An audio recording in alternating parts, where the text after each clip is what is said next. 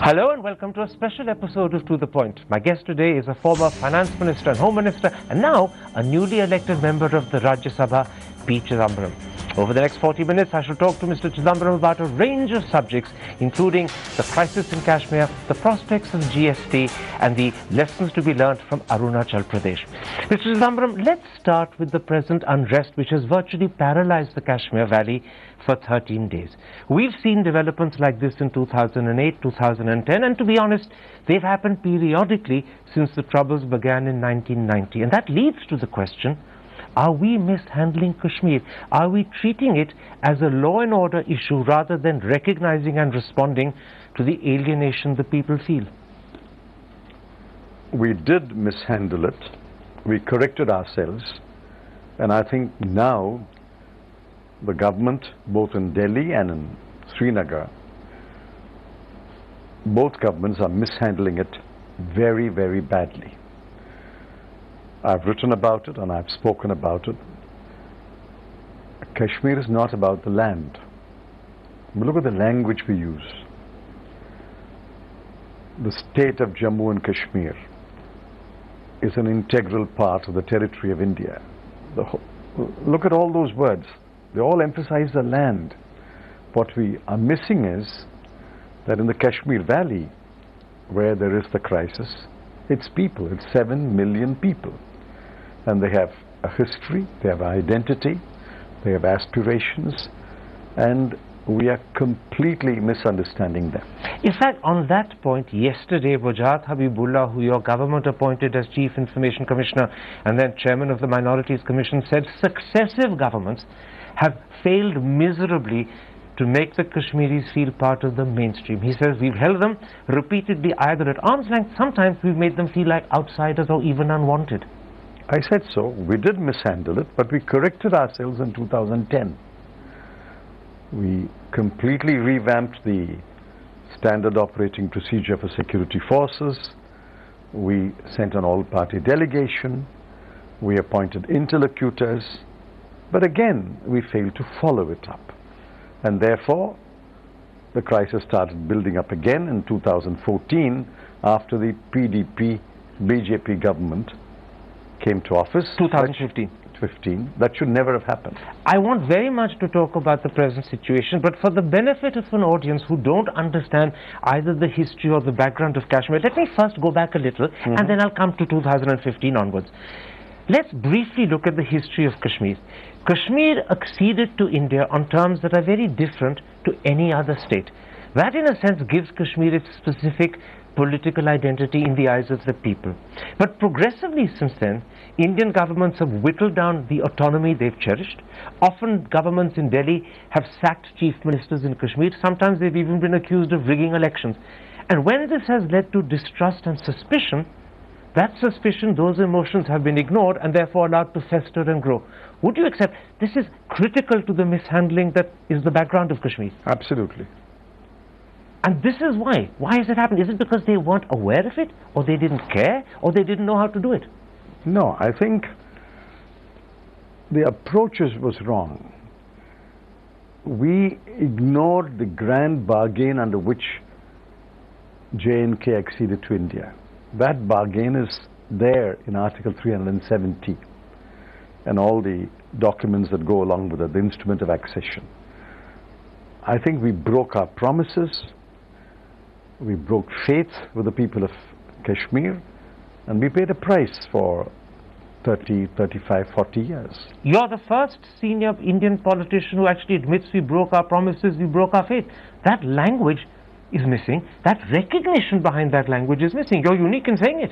No, I think I've said it, maybe not the exact words in Parliament, and I said Kashmir requires a unique political solution. And I used the word unique several times in that speech when I was Home Minister.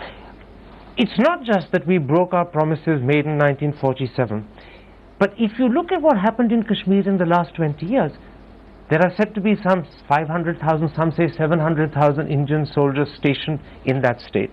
Seen through Kashmiri eyes, to them it looks as if their state has been occupied by a foreign army.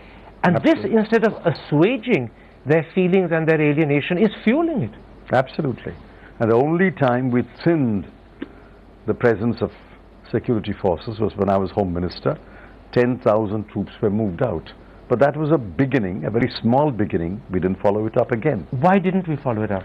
Because the defense establishment was totally opposed to all that we proposed. We proposed that the defense forces and the bulk of the paramilitary forces must be moved to the borders, must be taken away from cities. We proposed that AFSPA be repealed, if not repealed, should be amended. We proposed that the basic day-to-day responsibility for maintaining law and order must be given to Kashmir police and not to the paramilitary forces. But the defense forces were totally opposed, and I must confess that we were not willing to overrule the defense's point of view. Why were you not willing to overrule? Was it because you were scared that if you do and things go wrong, politicians will be blamed?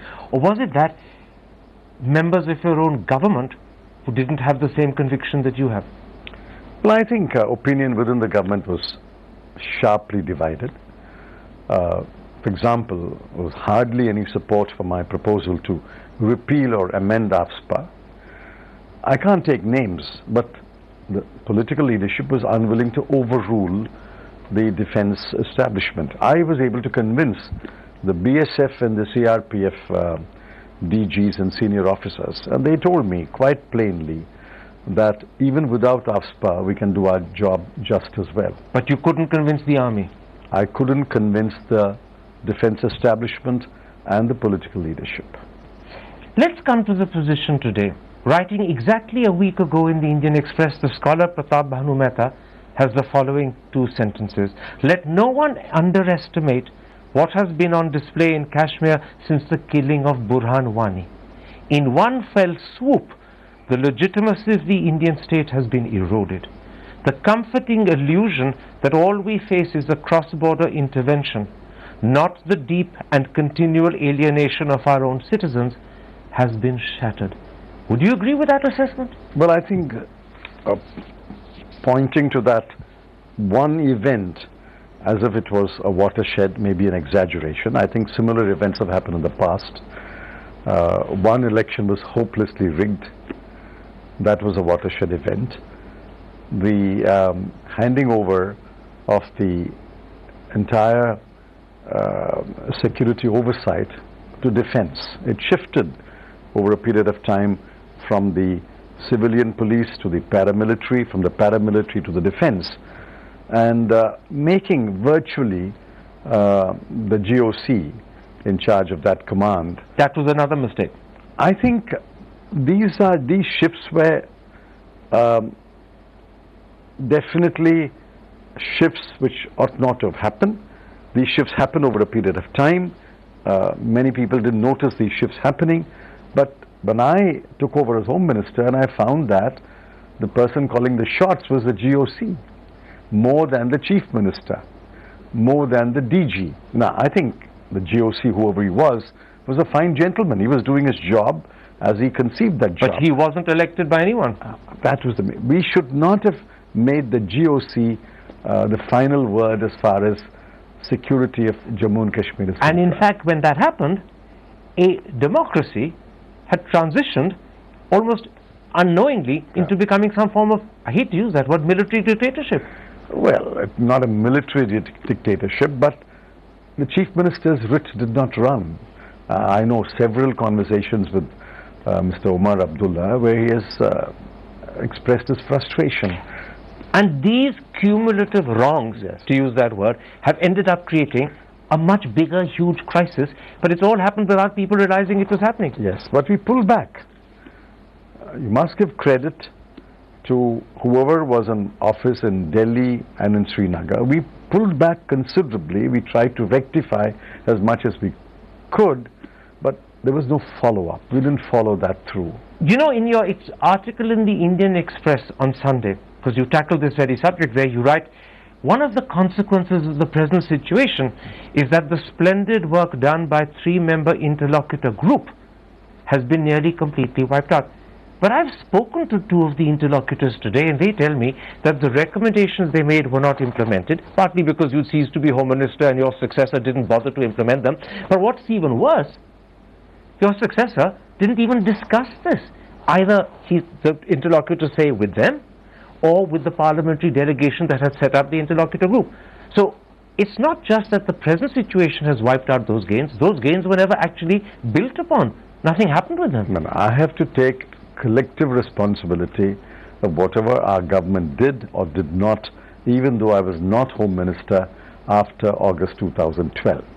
So I can't point fingers to individuals. So do you accept that in fact your government failed? The interlocutor's report should have been acted upon. We did implement some recommendations, but the bulk of the recommendations were not implemented. Why did that happen?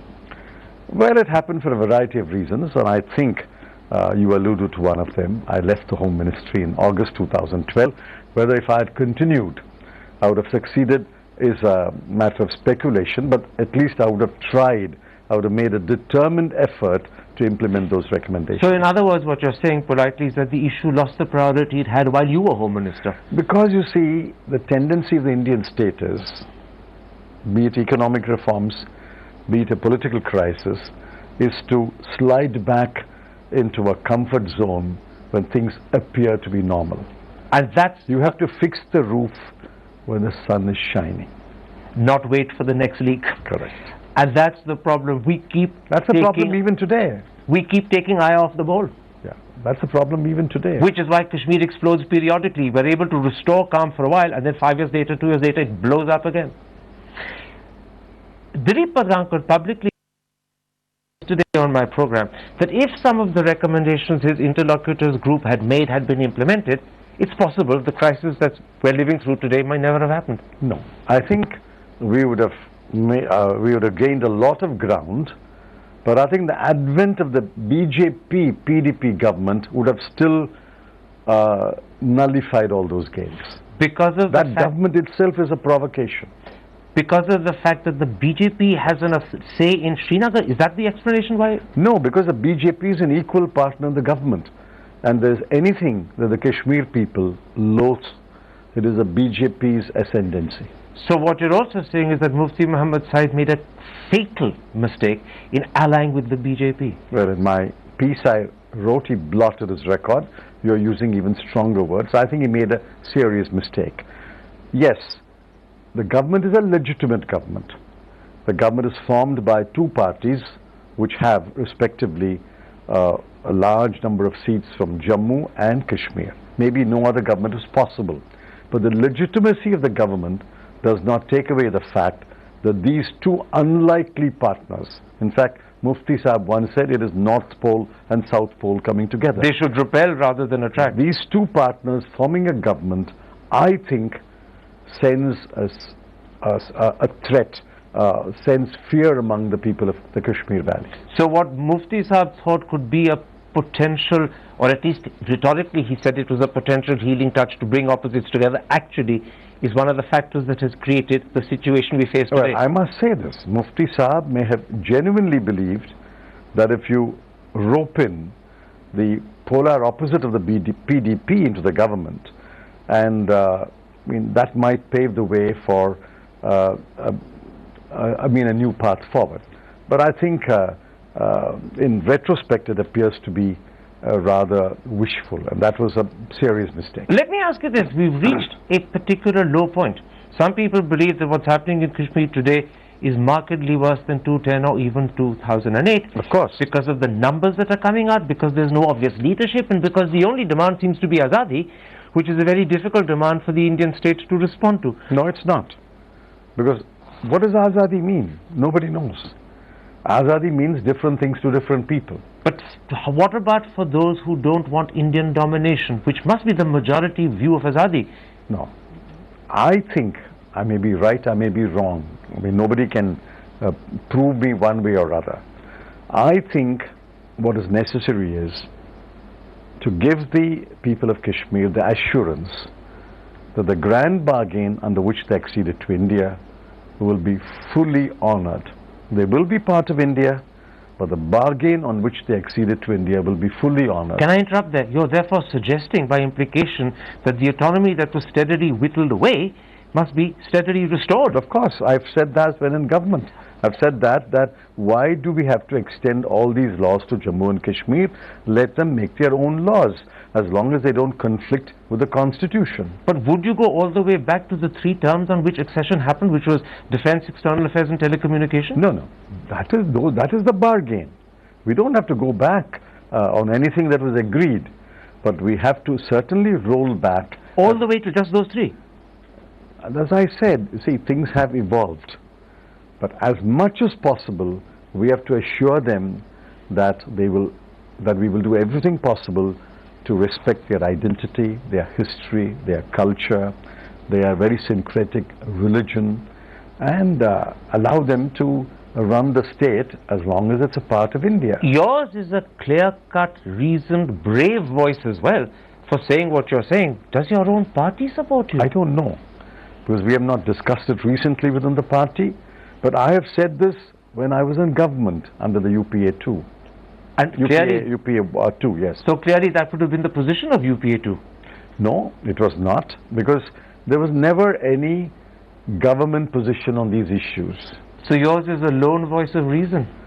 You may be saying the right thing, I'm not saying but you may I'm also the be lone voice whistling in of the reason. dark. I read and I hear many other voices of reason. Do you really believe... I've read recently the article you mentioned, Pratap Banu Gupta.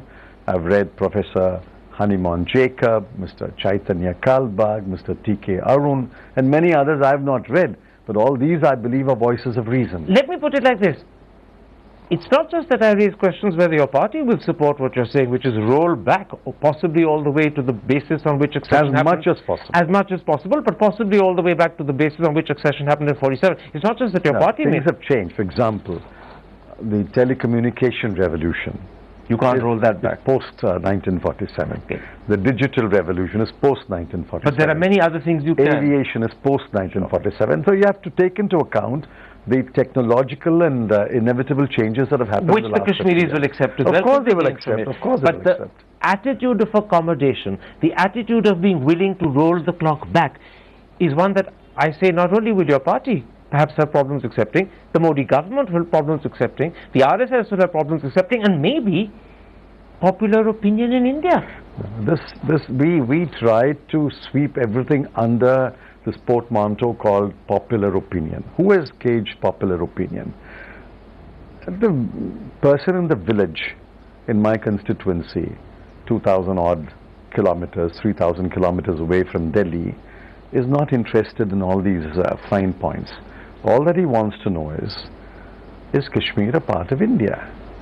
If Kashmir is a part of India, certainly we can have, and I've written about it, a symmetric devolution of powers. You know, you lead me to the conclusion that it needs a politician of conviction, of self-belief, of persuasive powers, and who's prepared to take a statesman-like risk and to somebody actually sort this out. And somebody who enjoys, at that point of time, majority in Parliament, and who's won a popular mandate. Can Mr. Modi be that man? Because he has the majority, he has great belief in himself, he's very persuasive when he wants to be, and he's capable of risks, as he showed when he went to Pakistan in December. But will he take this risk? But I don't know what his fundamental beliefs are. If his fundamental belief is that India must be a majoritarian state, then all that I said will be completely wasted on him. There's one way that you could perhaps convince people that the step that you're talking about is essential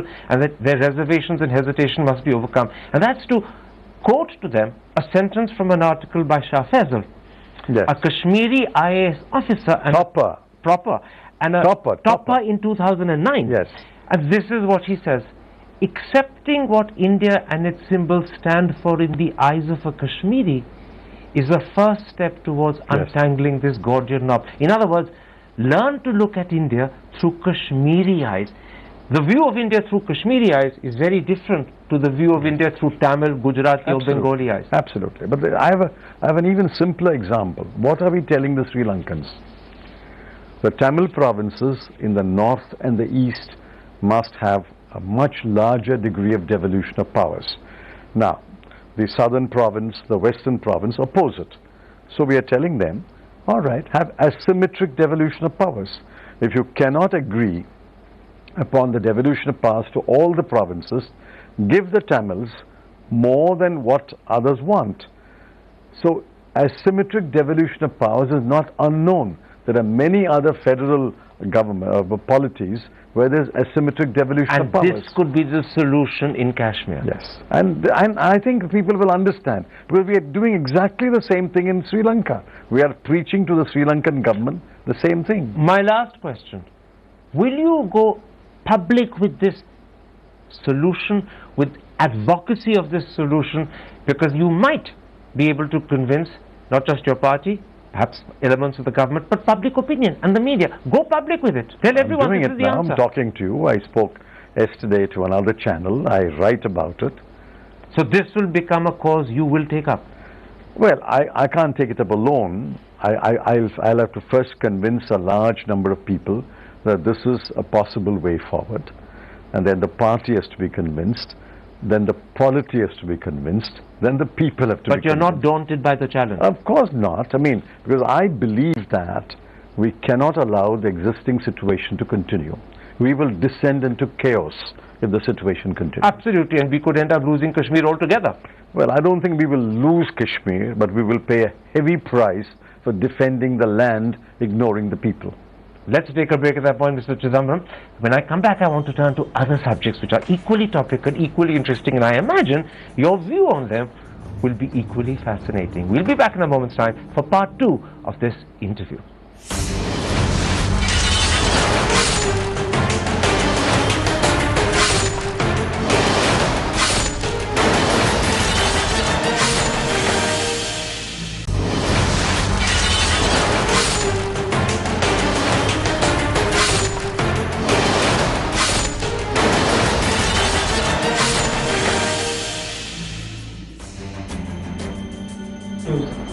Welcome back to a special episode of To The Point. My guest is former Home Minister and Finance Minister, now a new Rajya Sabha MP, P Chidambaram. Mr. Chidambaram, let's come to other issues, and first GST. Recently, Anand Sharma has hinted that the Congress may no longer insist on the GST cap being in the Constitution, but might agree to it being in the GST bill. Is that the official position of the Congress party, or is he just putting a personal opinion across? Well, I think he must have discussed it with the leadership. We are not opposed to the GST. When we talk about GST, please make a distinction between the idea of GST and the particular GST bill which is before Parliament today. We are the authors of GST idea, we are the authors of the paper, we are the authors of the bill. Therefore, we are entirely in favor of GST, and I would have passed it if the BJP had supported it in 2012 and 13. But therefore, we are supporting the idea of GST. What we are discussing is not the idea of GST, we are discussing the bill that is before Parliament. That bill, in our view, is flawed. We have suggested some changes, 3 major changes. We need to get the formulation of the government on those 3 issues. I believe what Mr. Anand Sharma said is, all right, if you don't agree to this formulation, you tell us alternative formulation. There are various ways in which you can reach a point. You can go left and go north.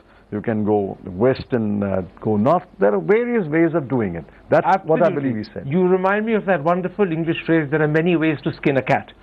But what you're suggesting is that the party may not necessarily be hung up on the cap being put into the Constitution, which is the issue on which Mr. Jaitley particularly had problems. Putting it into the bill could be much more acceptable to him. I think you must understand why we want a certain degree of certainty about the rate.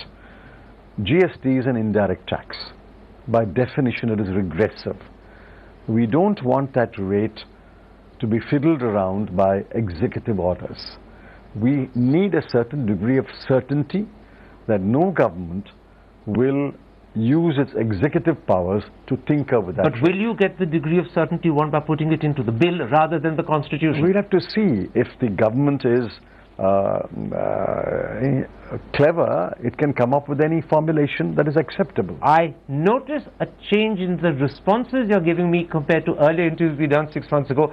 I think there is flexibility here in Congress. No, the earlier interview you asked me a question that there is no precedent for a cap or a rate in the Constitution. And you said there was the professional tax. And I tax. pointed out there is a precedent.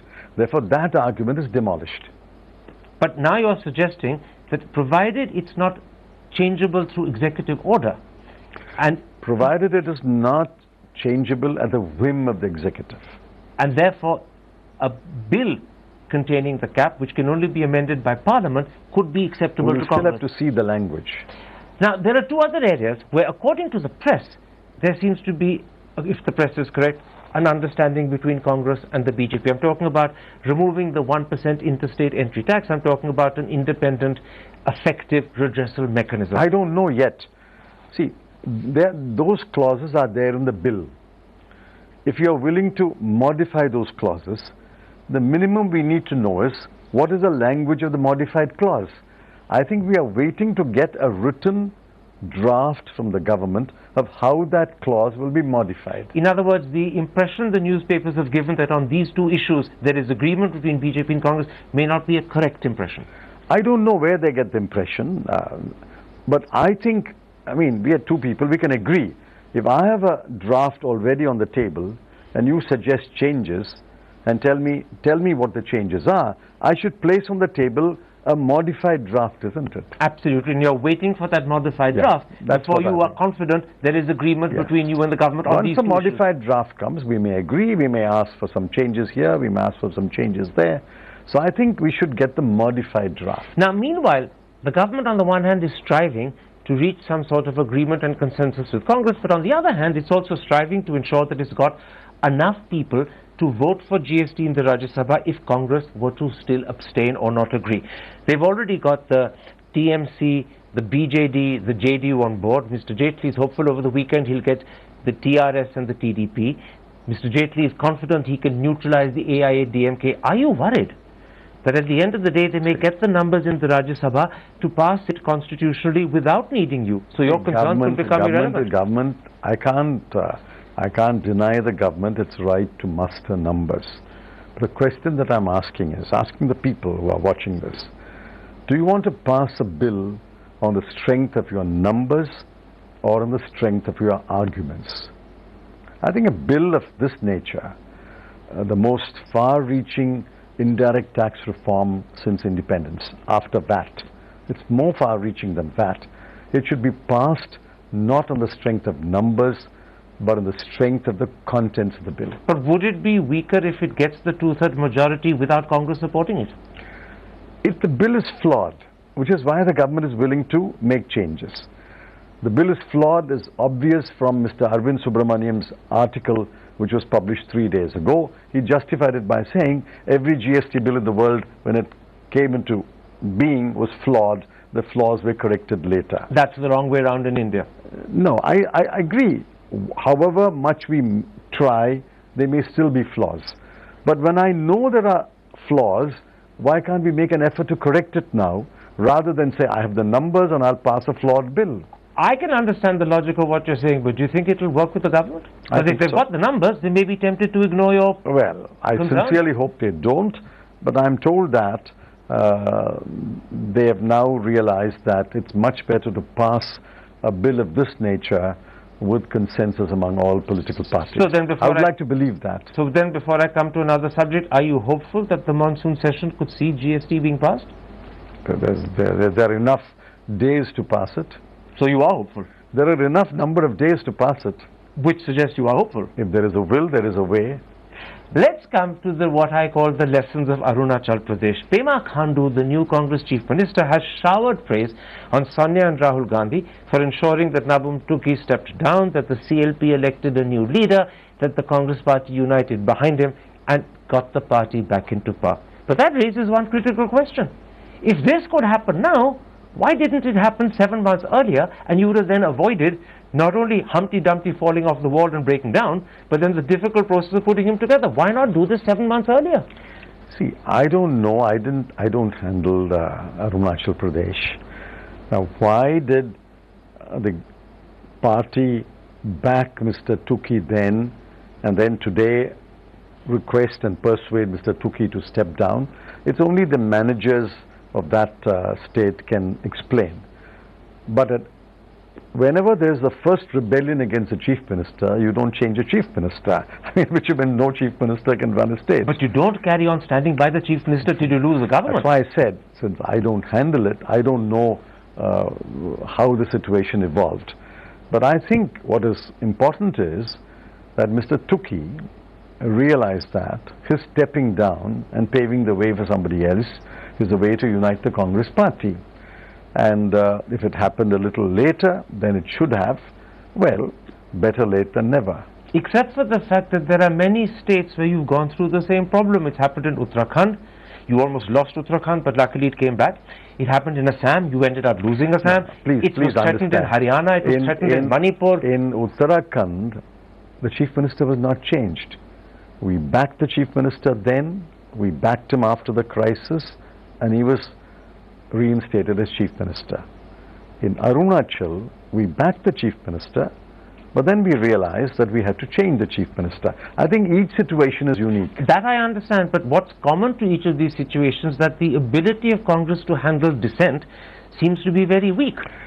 Well, these are subjective conclusions, and I can't pronounce on them because I didn't handle them. Except that people have gone public with comments about Rahul Gandhi's handling up. For instance, Kali Kapul says he spent 4 months here, but he couldn't meet Rahul Gandhi. Eventually he broke the party. Bahuguna says he tried 14 times but couldn't meet Rahul Gandhi. This is word and against worst word. of all, Himanta Biswas went public and said that when he did meet Rahul Gandhi, Mr. Gandhi was more interested in his dogs than he was in listening to the problem in Assam. See, this is word against word. These are interesting tidbits which make it to the media. Who knows where the truth lies? In some cases, people become over-ambitious. In some cases, people are simply incompetent to handle the crisis in their state, and then they blame the central leadership. In some cases, perhaps the central leadership delayed the correct decision. So I think each case is sui generis. You can't generalize. Isn't the third, that the central leadership in some cases delayed taking decisions, tantamount to saying the central leadership proved to be incompetent to the challenge it faced? I don't agree. I mean, this is a large party. It is managed by general secretaries, PCC presidents. I can't attribute blame or apportion blame without knowing the full facts and without being hands-on on the problem. Are you confident that Rahul Gandhi has the political touch, the sensitivity, perhaps even at times the political wisdom to handle these difficult situations? Because I've cited 4 or 5 where it seems his handling led to problems rather than solutions. No, I was with him for some other purpose on the morning when Tukey stepped down and Kandu was elected. He was pretty hands-on and totally calm and in control of the situation. He was on the phone for, I think, over an hour, and it was during that hour that Mr. Tukey stepped down and Mr. Kandu took over.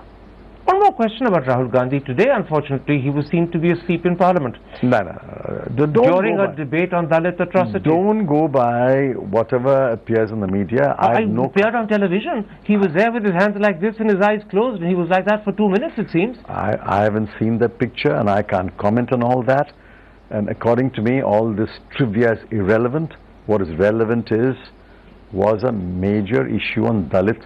How is it being handled by the government? In all this conversation of the last 3 or 4 minutes, you forget that the villain of the piece was the BJP's ambition to spread its tentacles to the northeast. That I understand. But you don't even talk about it. Because I'm talking to a congressman about the fact that for the second time in 2 years, his vice president, who you believe is ideal to be prime minister, fell asleep in Parliament. And the question it raises is, does Mr. Gandhi lack powers of concentration? I reject that charge. Which charge?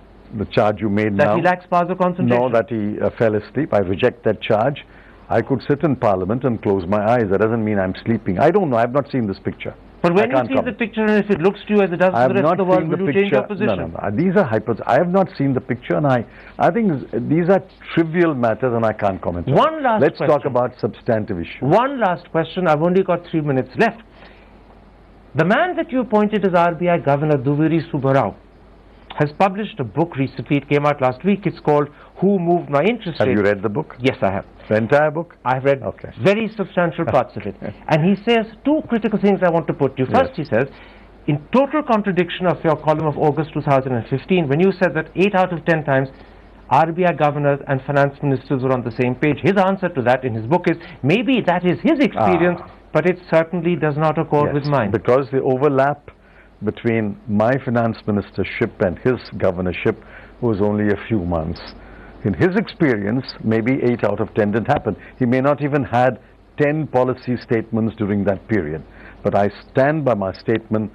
You take 10 policy statements over a period of time, look at the finance ministry's reaction, 8 out of 10, the finance ministry would have totally endorsed the RBI's policy statement. A second point he makes in his book is that in October 2012, shortly after your famous statement when the RBI didn't cut interest rates, that the government and the finance minister were prepared to walk alone.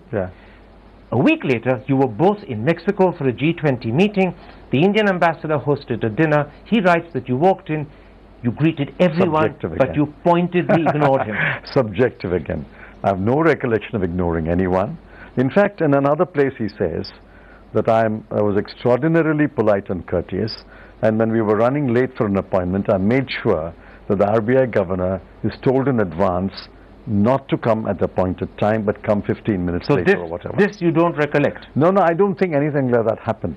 You see, the point is, if there are 10 people in a room, you greet one by one, somebody may have moved away.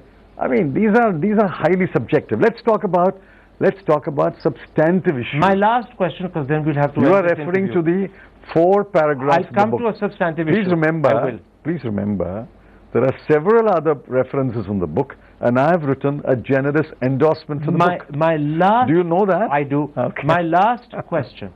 Dr. Subbarao also says that because he did not bend to your pressure to cut interest rates, you disregarded his recommendation to give an extension to Subir Gokaran as Deputy Governor of the Reserve Bank. He adds, this was the price he had to pay for not falling in line. Wrong again. If it was the governor's prerogative to choose the deputy governor, the Act would have said so. It is the government's prerogative to choose the deputy governor. Yes, we did not give a second term to Mr. Subir Gokaran, but Dr. Subbarao forgets that I acceded to his request because we felt the same way. We gave an extended term to Deputy Governor H.K. Khan. He doesn't mention that in his book. So in one case, government felt that we should bring in a new man, a new person, and we brought in Dr. Urjit Patel. Has anybody questioned the credentials of Dr. Urjit Patel? He was a fine choice. In the case of Mr. H.K. Khan, we gave him an extension. So you have to mention both in the book. In other words, he's selective in what he mentions and what he remembers. Doesn't matter. I am a firm believer in free speech. I uphold the right of anyone to speak freely, to write freely. And to criticize. Which is why, absolutely, which is why when he picked up the phone, I didn't meet him. He asked me, my book is ready. I want you to write an endorsement. I said, of course, Subbarao, I will write an endorsement. And were you aware that he was criticizing? No, I didn't know anything about the book. He sent me the book in manuscript form, and I read the book, and I said, he's entirely free to say what he likes, but I was the minister, he was the governor, we had a good relationship. We may have disagreed, but please remember, we did not abuse the governor. We did not let anyone lose to abuse the governor, and it would not force the governor to say, I will not accept a second term. We gave him a second term. Absolutely, and I think the audience will have understood precisely what you're saying, Mr. Chidambaram. Sadly, I'm right out of time. A pleasure talking to you.